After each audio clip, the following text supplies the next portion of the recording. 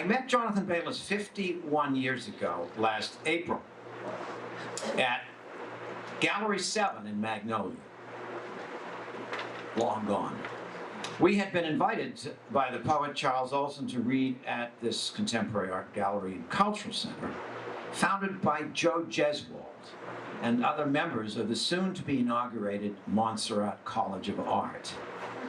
Along with cutting-edge visual art by Cape Ann and Boston area artists, the gallery offered readings and performances. Olson himself had read the year before in one of the first local public airings of his Gloucester epic, The Maxims poems. I had just returned to Gloucester after 3 years in Florence, Italy, where I studied medieval literature at the university and taught English at the International Academy. Along with Jonathan and me, a young poet, John Keyes, who had come to Gloucester from New York's Lower East Side, drawn, like many other writers and artists, by Olson's magnetic presence, had also been asked to read. I had not yet met Jonathan Bayliss, who had moved with his family to Gloucester in the mid-50s while I was away at college. Olson and Vincent Farini had spoken highly of him, describing Jonathan as a Harvard and Berkeley educated writer and scholar, deeply knowledgeable about Greek drama and the plays of William Butler Yeats. I was not prepared for what Jonathan, slight, bespectacled, dressed conservatively in a brown business suit, was about to read from the first chapter of his initial Gloucester novel, Prologos. Jonathan's fiction was nothing like the avant-garde literature I was accustomed to reading, referred to in those days as the New American writing. Nor was it at all like the writing of the reigning contemporary American novelists of the era, Norman Mailer, Saul Bellow, Philip Roth, William Styron. In fact, Jonathan's writing, his prose and his diction, took me back to the 18th century's Tristram Shandy, while the Pythagorean cybernetic structure of his writing was clearly postmodern. From Jonathan's reading that night and the subsequent meetings we began to have each week, during which we read to each other from our ongoing work, I realized that what I was being introduced to was the evolution of one of the most original projects in American literature. A fiction that went back to Melville's Moby Dick and Pierre, one in which the city of Gloucester, its history and folkways, was being described and incorporated in ways not unlike Olson's use of the city in Maximus.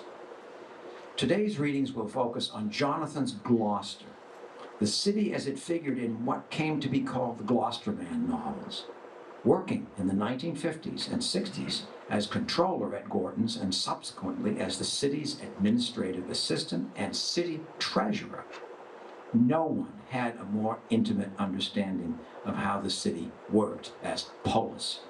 Here are some examples that Dave and I will read to you. I'm going to go first, and then Dave will read, and then I'll finish. 1960s, Doc Charlemagne, that's Olson, and Rafe Opsmuth, a young acolyte, walk west on Front Street, Main Street, toward the Windmill, the tavern. They stayed on Front Street past the Van, that's the Cape Ann diner, along the dip and bend, up the rising double row of storefronts to the wide place called Morality Square. I would assume the old post office square, where it's intersected by pleasure. Pleasant? Until they reach the summit of the second wave, longer than the one at Back Street, Dogtown, that's Gloucester, Dogtown's busiest crossroads by day. Everything was closed for the night except the dimmed City Lights Theater, which had already swallowed the last show's last spectator. This is the North Shore Theater, which went down actually in the East End. A couple of liquor stores and a half a dozen ill-lit bars. Anyone who was alive then in Gloucester will be able to get the picture of that pre-urban renewal downtown. Not a soul was to be seen coming or going on foot. Only a few soul-directed cars, attracted or released by the brightly lighted prism of Pound's drugstore. Sterling's? Jonathan was wonderful with these puns. And I also think Pound has to at least tangentially refer to Ezra Pound because of Olson and Pound. The brightly lighted prism of Pound's drugstore on the crest, the illumination from which was choked by diverse streamers and posters affixed to the glass of its modern doorway, and the chamfered corner, but which nevertheless now dominated the darkened Yulworth chain store. Woolworth. And I love it, Yule. I mean, and there's always, these puns have multiple dimensions. And two bank buildings on the three corners that overshadowed it before dusk after 10 p.m. Into Pounds, quick as a wink ducked the honorary doctor, courteously furtive, a fish skipping out of water, coins ready in hand for a fast-track transaction to snatch a copy of the Dogtown Daily News, L-O-N-O-U-S, another Bayliss pun, only to roll it up without inspection and carry it as a baton on the rest of their way, sometimes tapping his own chest and thigh or Rafe's head and shoulder and extending the sweep of other gestures. My dessert, he explained. My midnight entertainment, the quotidian resolution of civic uncertainty and renewal of suspense, the herald of local surprises, Dogtown's weekly letter to yours truly. On Sunday, I have to use the New Uruk Testament, New York Times. But its coverage of Dogtown ain't what it should be. Front Street narrowed as it dropped again, bent northerly, and then veered to opposite bias in a canyon of business blocks that looked the taller for facing each other so closely along the curve, the abbreviated, barely lighted marquee of another picture theater, Strand, making a salient on the harbor side. Just beyond it came the only stretch of priceless architecture, early 19th century gabled brick or granite, originally residential, which, being little prized, was given over on ground floors to disfigurements of beauty in the interests of what looked to a cornucopian. The cornucopians were Californians. What looked to a cornucopian like very cramped retail commerce, barbers, cobblers, locksmith, more than one Tuscan Sicilian, bakery, a second-hand furniture store. Remember Bella's? Second-hand furniture store, and other such old-world shops, all now darker within the darkness of the street than comparatively they were by day. Front Street's remaining taverns betrayed very little of their animation because it was still too early for arguments to burst the doors. Dave's going to read now.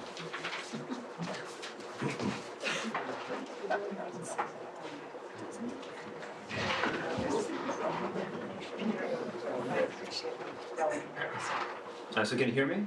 Pretty well? Yeah? So when did you meet Jonathan? 51 years ago?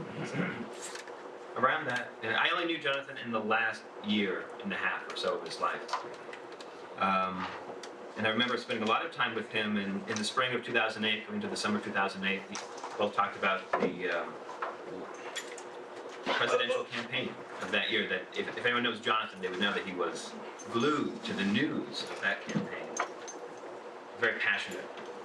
So I would visit him in East Gloucester, the house in East Gloucester. We would meet at that second floor writing studio, which was lined with books.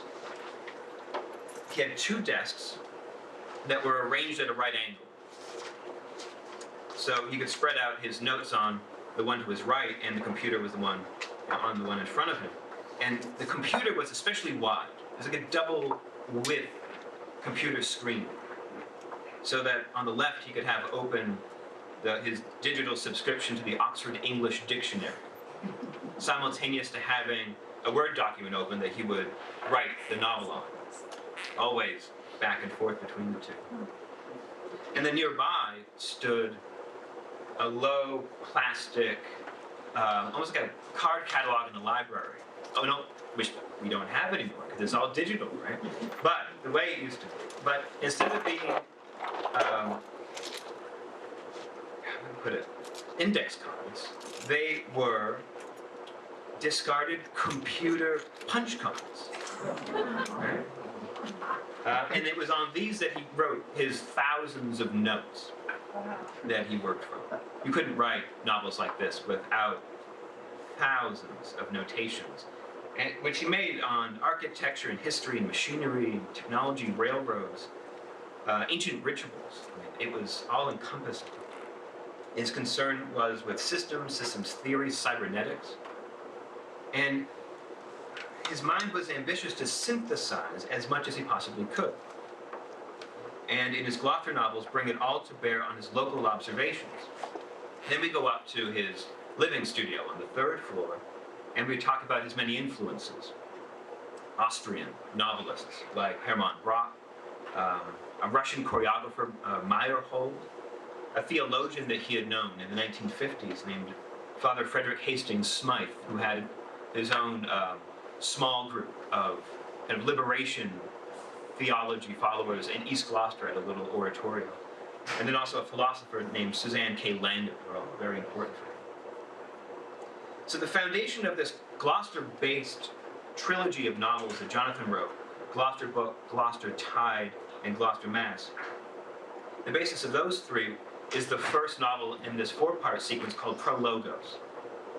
And excerpts of Prologos first appeared in the Gloucester Literary Magazine, edited by Thorpe Fite, that we have here, and as well as Fred Buck and Paul Kahn, called Bezoar. Prologos is an 1,100-page story, which is imaginatively indexed and arranged, so you can read it in a number of different ways. It's not from beginning to end. You can run through it depending upon your interest. There are different syllabi. And it follows a Gloucester-born protagonist named Michael Chapman. After his naval service during the Second World War, he's living in the Berkeley, California area with his wife and young children. So when we look at Gloucester Book, which is the first part of this Gloucester-based trilogy, there's a note by the author, but that author isn't Jonathan Bayliss. That author is Michael Chapman. And I thought I would read to you the apology by Michael Chapman. Michael Chapman's apology to the possible reader.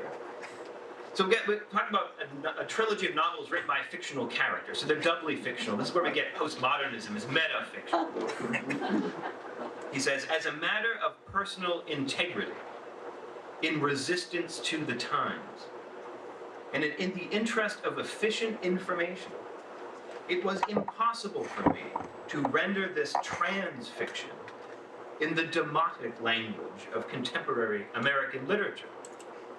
Possible systems of experience, like technology, can best be represented on the page, not by reducing or simplifying the complexity of English, but by fixing more dimensions of abstraction than commonly intersect in prose.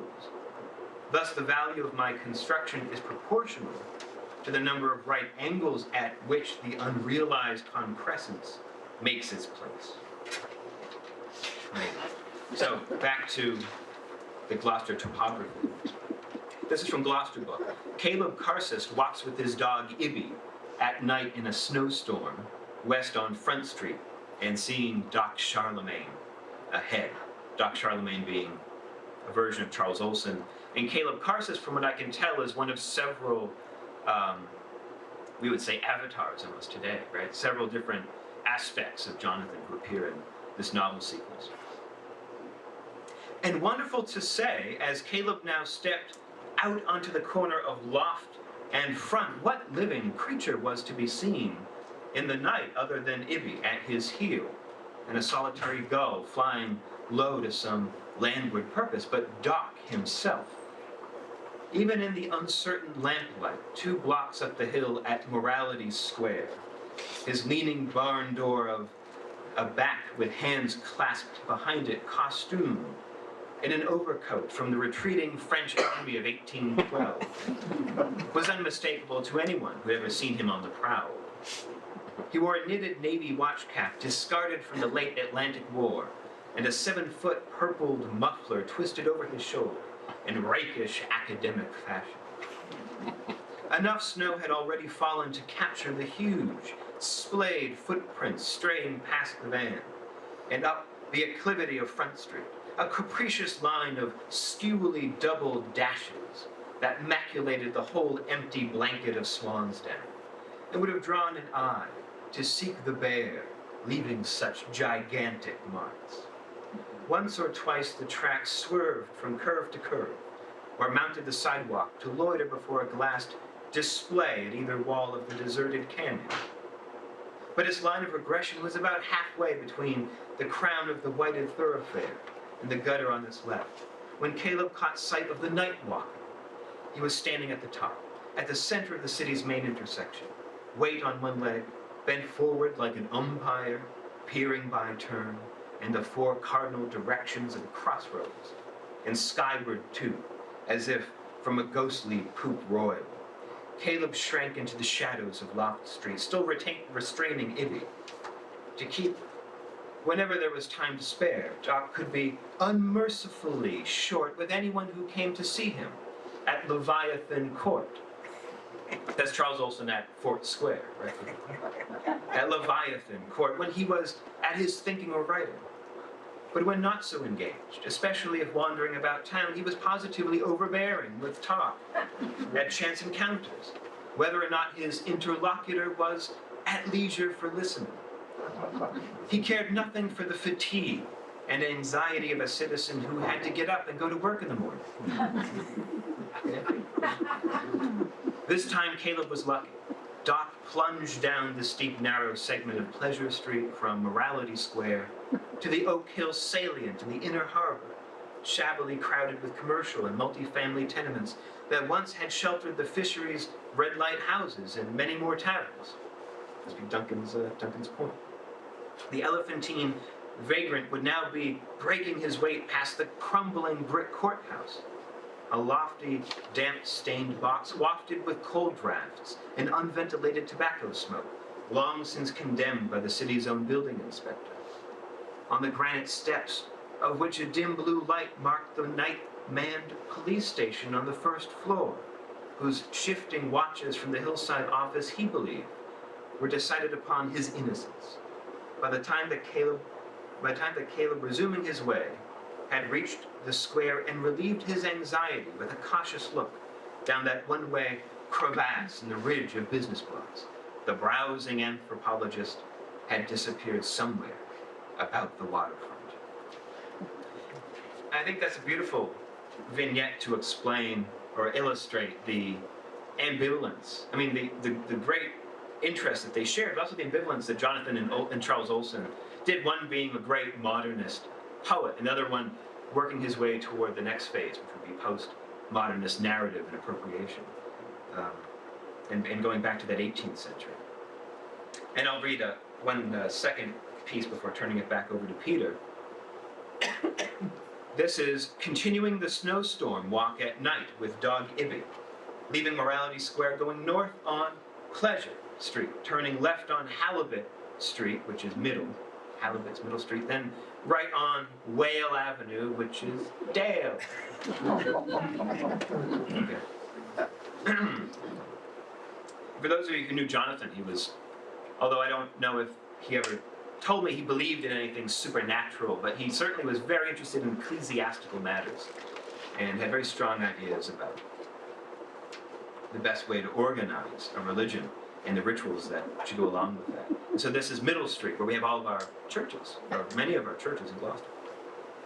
Turning up Pleasure in the other direction, he released Ibby for the rare sensation of running free among the city's central scents to scan the layers of news, condensed and insulated under the thickening pile of an odorless white carpet before it was soiled by strangers, darting soundlessly ahead in his own turn of joy, which put to shame the grunting recreation that had exhausted his owner.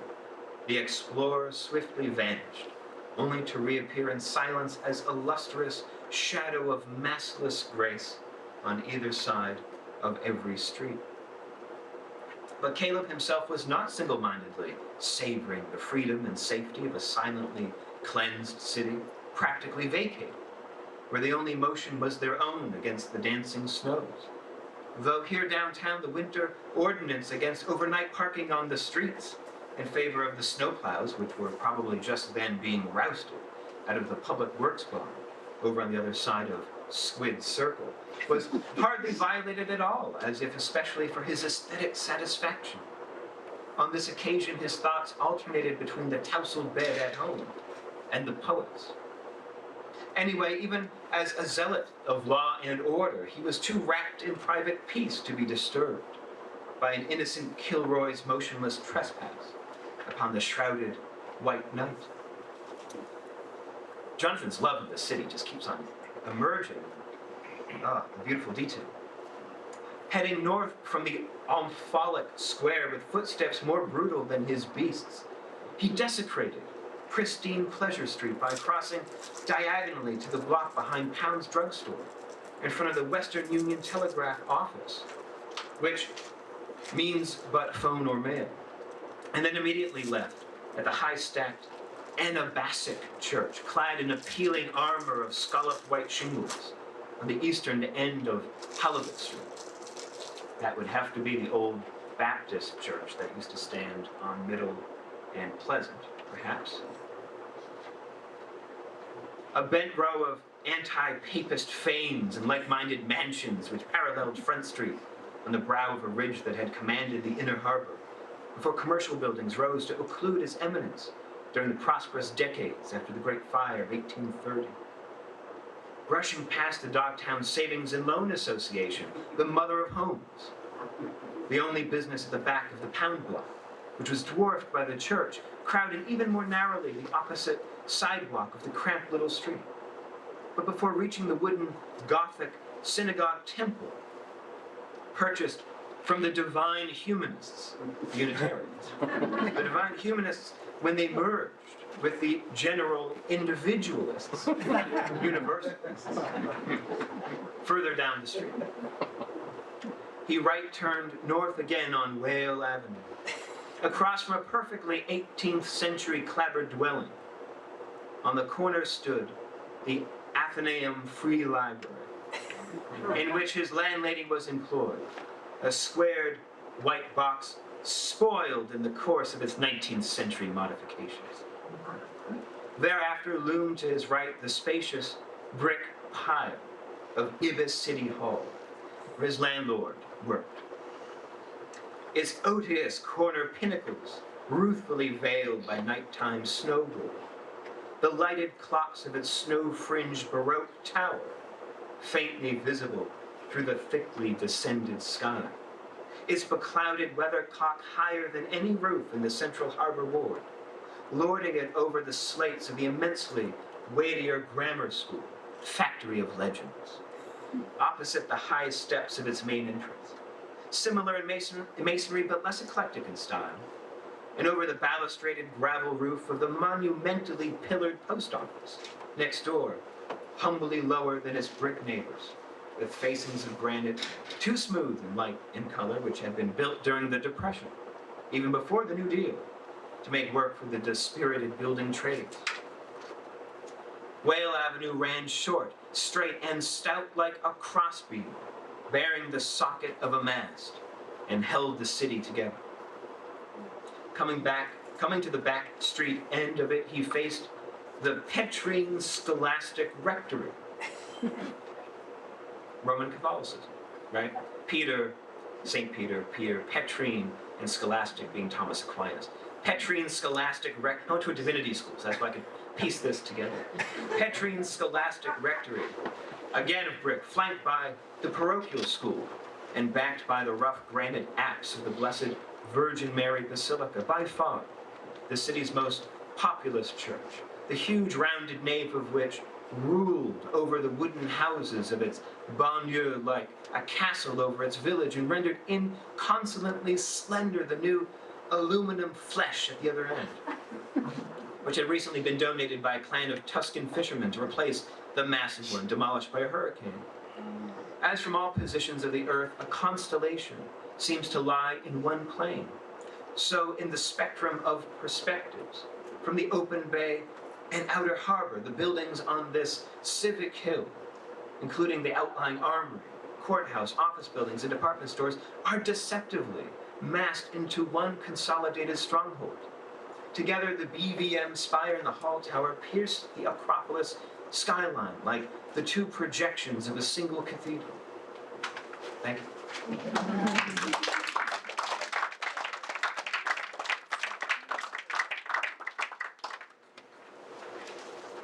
They used to say that if Dublin, at a certain point in the early 20th century, had been destroyed, leveled, it could be resurrected through James Joyce's Ulysses.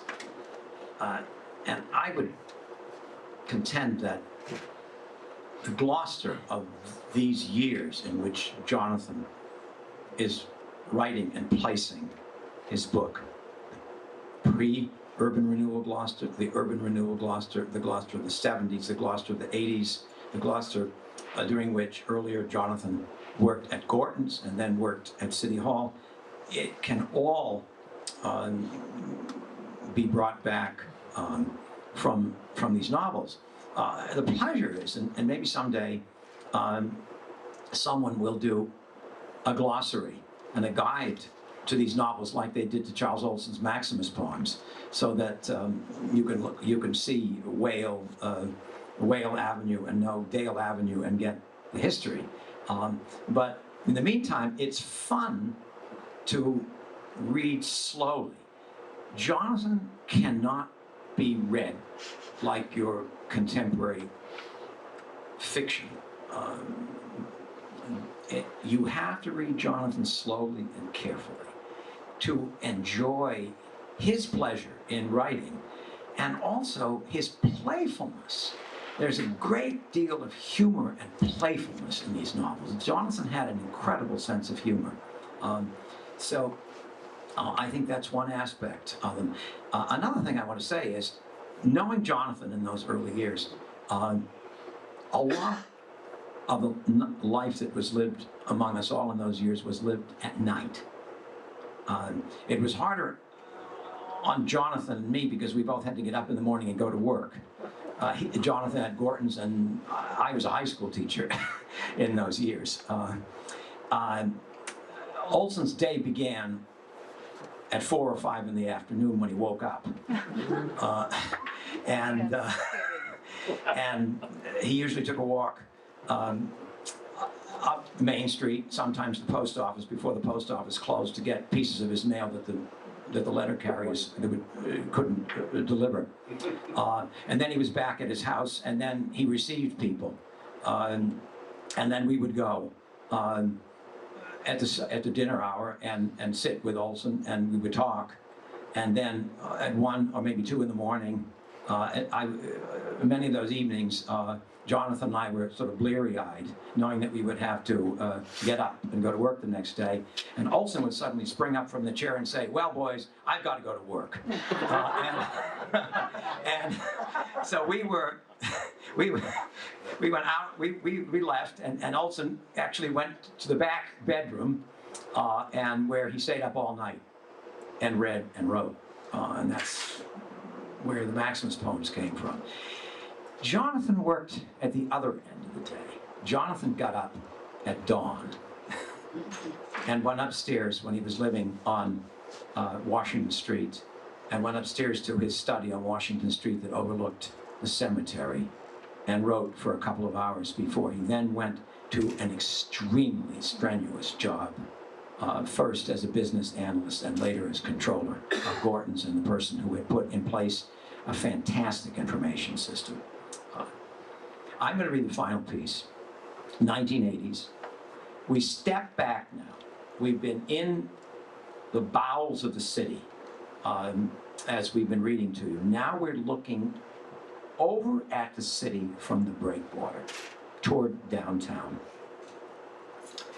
What you do see from the outermost harbor to the center of the city is its Acropolis. There are always these Greek reflections in Olson. Olson is always comparing Gloucester to Polis, to a Greek city, to an ancient city, to a Babylonian city. There's always a sense, Jonathan understood all of the sense of architecture and the cultural and anthropological dimensions of polis, of city.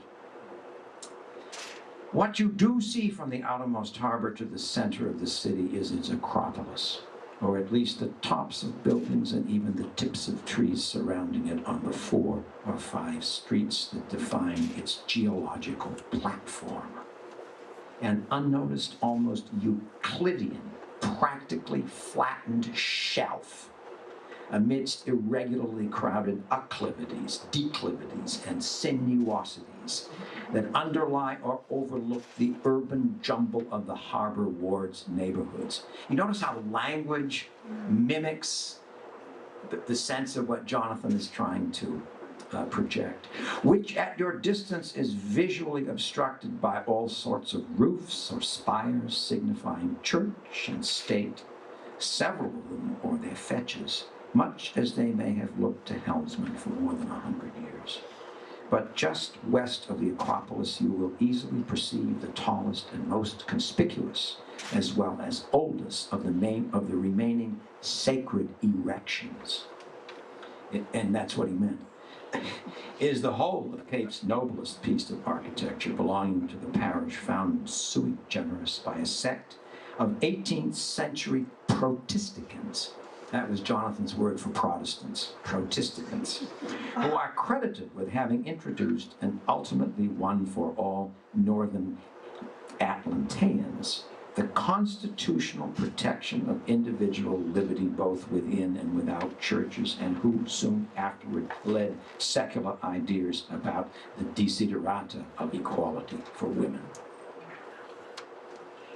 The towering steeple of this fane is perhaps disproportionately a little too tall and heavy for the plainer clapboarded meeting house upon which it rests, but it aesthetically diverts your studied maritime attention from the other ecclesiastical steeples not yet raised or converted to secular purpose, particularly at present a disappointingly slender flesh attached to the square tower of a massive granite basilica dedicated to the Blessed Virgin Mary, St. Anne's.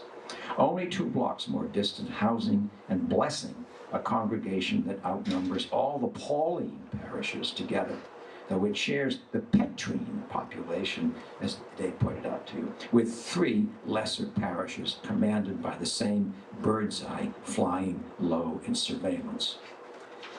But the largest and most spectacular landmark is based in the Acropolis, dominantly secular, the venue of Dogtown's politics, a meeting house for successes and failures in true and false attempts to advance the common good at its sovereign level of democracy. Of this peculiar and unmistakable edifice, an almost nondescript headquarters intended to represent the citizenry, there are too many impressions to be described with an adverb for its 1,000 adjectives. Our Ibi Polis Acropolis has no lion's gate to introduce its granite steps, nor one for Ishtar, but every time out there you glance this way without seeing much lower than the angular French roofing of the functional hall itself, you will be vaguely pleased to accept as somehow traditional, indeed respectably familiar in other cities, the top half of its engaged and illuminated round-arched lantern, suggestive of Baroque, if that style is stripped of unnecessary decoration. In color, this granite-founded and gray granite-trimmed hall is externally walled with not quite unobjectionable brick and mortar, as its sufficiently subtle contribution to the symbolic miscegenation of umbilical bloods and brains. Thanks to fine workmanship at Coin's window and other cortical surfaces, which of course you can't see from where you are at any one moment, there is only one slight overemphasis of architectural detail. But wood that can be repainted makes possible, for better or for worse, small chromatic changes of great importance in any building's aesthetic affect. In fact, according to the city charter, there is a pro bono committee of variously cultivated advocates for the public arts appointed by a mayor to make judgments about this and much more heralded issues. Would that it were so today. The question of changing trim color was hardly ever raised after the de rigueur trim of white lead on the lower floors had been replaced by a hue to match the lovely beige that has always traditionally been painted on wooden segments of the tower, without applying that change to the white decoration below. We are lucky now to have a mayor who's packed the committee with artists or critics of his private acquaintance. I don't know who this mayor might be. Budget permitting for a new paint job, there will soon no longer remain conspicuously incongruous white. They will soon no longer remain conspicuously incongruous white trim at different altitudes below the tower against the red brick of all external walls. Instead, Caleb and his friends hope the same shade of lineations will carry one's eyes from the dignified color at ground to the proper purpose of its acceptable style as a squared tower with clocks and cupola. That monument is unfortunately guarded by fantastically pointed chimneys. But with your binoculars on the breakwater, you can ignore the upper structure's discontinuity of taste without objecting to its kind of nobility. The conical roof of the Renaissance tower, with its own delicately detailed balustrade above clocks and bells, is always color copper tarnished green and is surmounted by a final weather vane of gold, nowadays concealing the police radio antenna. Under certain meteorological conditions, this aerial trunk of the edifice, painted with proper beige, may not be what first attracts a seaborne eye. For you, its grotesque shoulders are out of sight. Bear in mind that the hall, as we see it from the streets, has sometimes been called the Phoenix, because soon after the Civil War, it rose from the granite foundation ashes of the town hall, built essentially according to the same eclectic Yankee design, and which was burned down to a few standing bricks the night after an itinerant minstrel show in its great auditorium, not much more than a year after it was built in celebration of the town's incorporation as a city. The replacement we now see is superficially taller and more classically decorated, much less nude, less economical in civic pretension, but despite the semi-nondescripting aggregation of earlier conventional Euro and Atlantean styles, the Phoenix was obviously an evolutionary bird before it died. Long before its present descendant became so ambivalently comfortable for its inhabitants on the short, narrow Whale Street, next door to some journeyman's architect's Depression-era light ashlar granite post office, catter corner to a vast red brick Victorian high school, then yielded as a grammar school for many years until finally remodeled and abandoned to pensioners directly beside the all-white, recently modernized and extended Athenaeum Free Library. In fact, even longer before that, when the Acropolis was not yet regarded as the public nest of a phoenix, especially when steeples were fewer, shorter, or otherwise. There was no breakwater for you to stand on at the outer mouth of the great harbor. Thank you. It is not easy to read Jonathan out loud. Peter, were all those readings from the same audience? They are actually spread out through, they're from the Gloucester book, Gloucester Mass. Yeah, Jonathan always had a pocket full of punch cards, which he carried with him everywhere. All IBM punch cards, and made notes on them everywhere that he went. And then these punch cards were collated at home with other punch cards. How does this strike you? Say, for example, if you've never seen Jonathan's prose before or never looked at it, how does it strike you? Yes. Well, it certainly struck me as being accessible. I tried reading it and I did not find it accessible. But somehow you have the gift of its patience of really seeing and visualizing what's there and reading it so slowly. It encourages me to try to read it. Well, you have And also your understanding of some of what he's referring to. When you were reading it, you were also edifying us about what... Yeah, there has to be, Scott, there has to be a glossary in some ways, it seems to me. Maybe the wonderful thing now is graduate students are doing extraordinary work. Amiel Alcali's students have gone to work on Vincent Farini's papers at the KPN Museum. And one of the results is an extraordinary new book that's just come out. What's the title? It's called Before Gloucester. And it's some of Vincent's poems that had never been published before, others that have been published, with some extraordinary correspondence. So it would seem to me that Jonathan Bayliss is a wonderful opportunity for graduate students to be working on.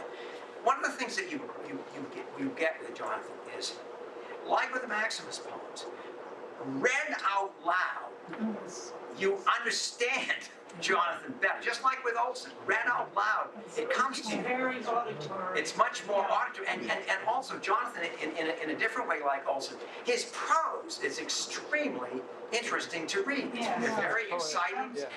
It's very poetic. I mean, the thing is, Jonathan is not a dry writer. Jonathan is an extremely active, alert, even comic kind of writer, aside from the incredible intellectualism. But the intellectualism is, in a way, is also, that's part of the comedy, isn't it? Yeah. Sure. Well, we both loved Jonathan personally, David. He was extremely important to both of us, because I was like 24 or 25 years old when I first met Jonathan, just starting out.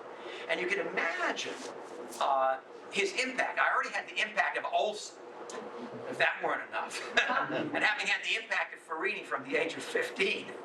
But Jonathan was different. Jonathan was quieter, drier, more acerbic.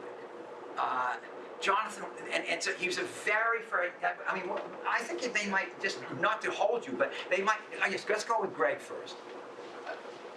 In that reading, the one thing I didn't get was a sense of story. Could you talk a little bit about through Prologos and the three novels, what the flow of that, what the structure of that? That's a terrific question. Wow. Yeah, that's a... Awesome. Good. You start. No, you do. Yeah, I think that's a great question. Wow. The answer, you do.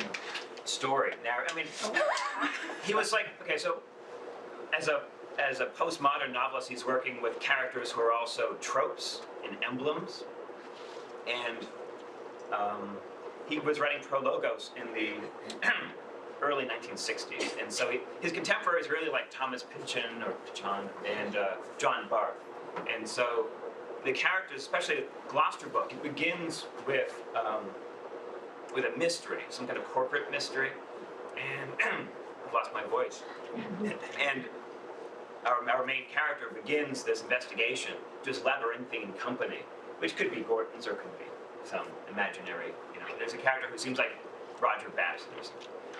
But then we basically lose the thread of the mystery as the city itself begins to pop up all these strange characters. And the characters just become so engrossing that thread just either gets lost or just splinters into all these different directions. Thorpe, you typed Prologos yourself. You typed the whole thing. I did type, anyway, half of that book. And also, Jonathan, I was lucky enough to have Jonathan read half of that book to me. The deal was, I'm not sure if I was still living on Fort Square when we started doing this, but after a couple of years, I moved over to Bickford Way and lived underneath Jonathan. And by this time, he knew of my admiration for his work. And he asked me if I would listen to the chapter because he wanted to read it aloud to someone so that he could hear it back himself. And he did that. And then he asked me if I would type a chapter. And I did that. And I didn't know it, but I was being auditioned. And I guess I got the part. Because I did type, I think, about half of that book. And I would have a portion. Oh, well, finally, I had a very nice typewriter. And finally, that typewriter lived at Jonathan's house. But finally, Jonathan's book reminds me of Cézanne's painting. It's absolutely solid, and it's dense, not in the sense of clotted and like that, but it's dense in meaning. It is deep in meaning, and there is also, like Cézanne's especially, like late Cézanne, there is terrific energy in it. But it's not energy that you see right away, and it's not energy that's not the first thing you may get in reading it. But there is terrific energy in, as well, both of you said, but I remember you saying it last, Peter, the movement of the language, the way the language, I hope you can hear me, the way the language works, Yes. and the wit of it, Yeah. the humor. And the humor obviously is not Red Skelton. But it's as funny as that remark I just made. So did you type for longhand or for the computer screen? Oh, no, none. I still am terrified of a computer. I just got one about a week ago. Over a cloth in my living room. I typed it from my typewriter. But, I mean, what text were you looking at on? Oh, it was his typed text. Yeah. Nobody had computer. This was 1977 or something. Something like that. Type. Yeah. I would think it wouldn't be easy actually. Oh, to type it is, I love to type. Jonathan wrote on the No, I don't do that, but I can. You're wonderful. You're extraordinary Oh, typist. thank you. Aside from being a great artist. Well, thanks. I have to mention this because while Jonathan was writing this, Thorpe was engaged in a series of paintings deeply influenced by Melville and Melville's novel Pierre. So there are these enormous projects that those of us who were watching the development of these projects in Gloucester were just astonished. I mean, this was an extraordinary, and I want to say this was an astonishing period to be here in Gloucester. Greg was here, Celia was here. It was an astonishing period to be here in Gloucester to watch this work going on. Olson in the Fort, Jonathan on Washington Street and then Rocky Neck, Thorpe here, Celia in East Gloucester, and Mary Shore in East Gloucester, and Vincent Farina on East Main Street. And that's just it's the least that Dave and I can do for someone who has meant so much to us over the years, has had such an enormous impact on both of us as writers and as people, really. I think you should come back, let's say quarterly.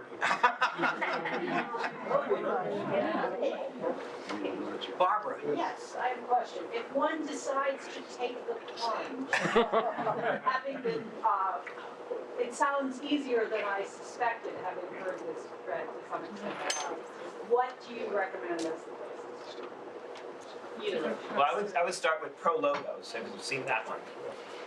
Because in some ways it is the most accessible because it doesn't take place in a renamed world. It takes place in Berkeley, in San Francisco, in that area.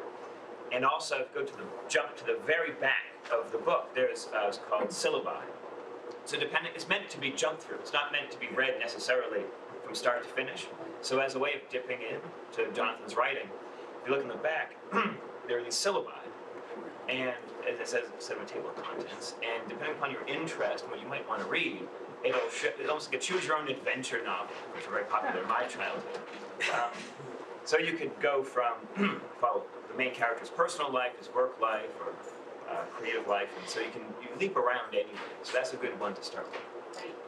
Embedded in that novel is a very central piece of Jonathan's writing, an essay that was published in the Harvard Review, and I can't remember whether it was the late 50s or early 60s, called Ritual and Dramatic Poetry. It is one of the most extraordinary explanations of the birth of tragedy. And it's at the heart of all of Jonathan's writing. So thanks, Thorpe. So you will want to go to that essay, and it just exfoliates, and you get a really clear understanding of where Jonathan started and where he was going. It's called Ritual and Dramatic Poetry. Extraordinary. I mean, it shows you what an extraordinary scholar Jonathan was, and how in some ways the Academy couldn't contain him. I mean, because there wasn't a chair for Jonathan.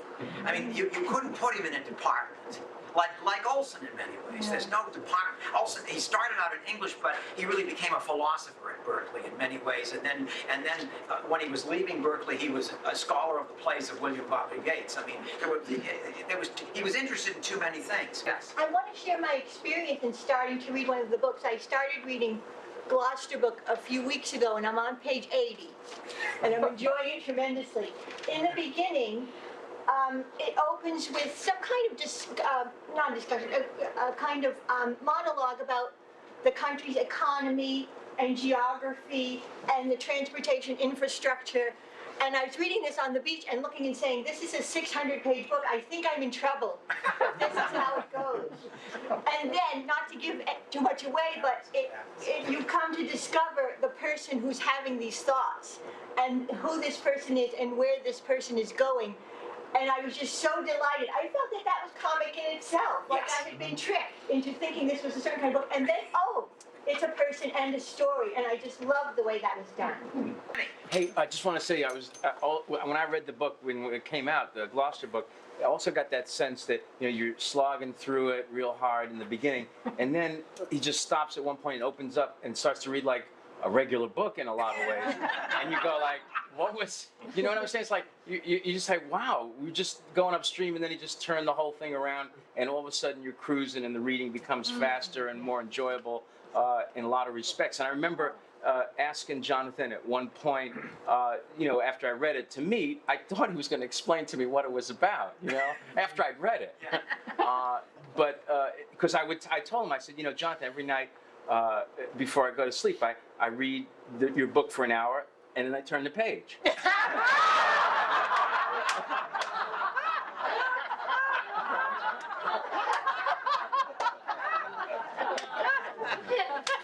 But it's amazing, it's amazing. Oh, one observation. I also was very lucky to know Jonathan, and we had quite a few conversations, and in fact, you, Peter, Jonathan, and I tried to establish, if you remember, the Dogtown College. Dogtown College. That's right. And we did not go too much further. But what I seem to feel from what you have read and from my contacts with Jonathan was that there is a sense of loneliness, tremendous loneliness. He's just almost all alone. All alone, people. Okay, that's what he was. And he was trying to explain Gloucester. He was trying to explain the history, was trying to explain the potential of Gloucester, was trying to explain the life of Gloucester, etc., etc., etc. Thank you very much. No, that's very interesting, because there was nobody in some ways more deeply enmeshed in Gloucester, working at Gordon's, working at City Hall, and yet removed. There's a sense of incredible removal in order to write this, to look down on everything, to write this book. Yeah. Jonathan wanted, for one thing, Jonathan abhorred the comma. He wouldn't write with a comma. I can imagine he must have been an editor's bane. I can imagine, but because I remember when I first started to read, Thorpe had typed a great deal, and Jonathan gave me quite a bit to read after Thorpe had typed it. And I noticed, but once you get used to the absence of the comma, he wanted you to move. He didn't want the comma to hold you back. He only used the comma when necessary. He actually wanted you to go right down into the narrative. So you don't read it. You put it in. Yeah. And you bring all kinds of other things to. He wanted to make you a participant in the process of reading his book. You weren't just going to be a consumer. You weren't going to consume these books. And so if you're trying to consume them, you're shut out. You have to be a participant. Really and truly, that was really one of Jonathan's important theories. Thorpe. He typed one chapter, a rather long chapter with no punctuation. And you know, this was a guy who knew punctuation. He went to Harvard and Berkeley. I mean, you don't go to Harvard and Berkeley without, and you know, and his teacher at Harvard was Mark Shura, who was one of the most extraordinary critics at the time. And Jonathan followed Mark Shura to Berkeley and studied with Mark Shura at Berkeley. Mark Shura wrote the great biography of Sinclair Lewis, did an extraordinary study of D.H. Lawrence. You know, so it's not as though Jonathan didn't know how to punctuate a sentence. I read it to aloud to myself. Yeah, George. And did the two of you, you know, you were not reading directly from the printed book. Did you annotate or punctuate in some sense for aloud reading? The text that you just read from? We actually read from, we're reading from the text as it exists in the books, as given to us by Catherine. I had to spend a lot of time reading aloud to myself, and I'm sorry I had trouble with some of the words from time to time. But you have to practice. Yeah, you do.